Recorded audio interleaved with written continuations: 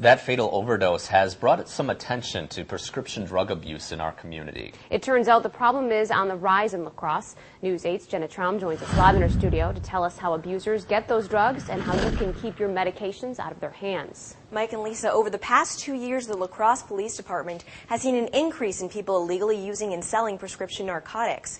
Sometimes these drugs are stolen from friends or family, but sometimes people get them legally, then sell them for profit.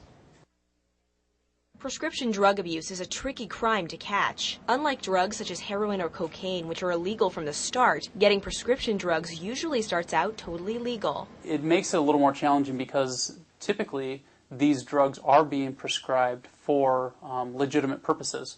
And then at some point in time, when these drugs are being obtained, they're being used really in a criminal nature if people are passing those along. But if you're looking to get rid of certain prescription drugs, it's not going to be easy. The La Crosse County Hazardous Materials Facility still collects about 90% of prescription meds, but it stopped accepting controlled substances a year ago because security was too risky.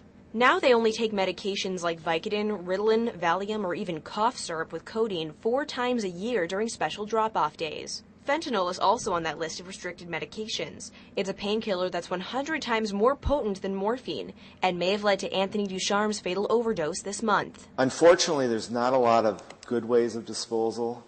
The reason we have the program is we don't want them to be flushed down the toilet.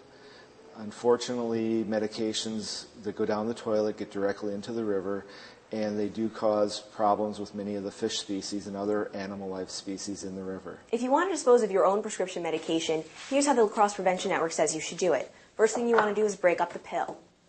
Dissolve it in something like water or alcohol.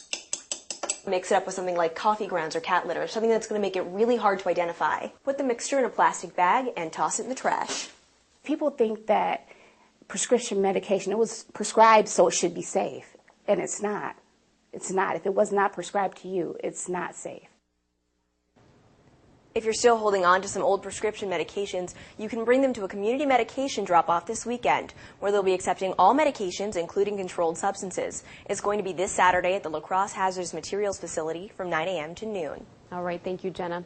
Medications purchased over the counter, vitamins, herbal supplements, and non-controlled prescription meds can be dropped off at the Hazardous Materials Facility at any time.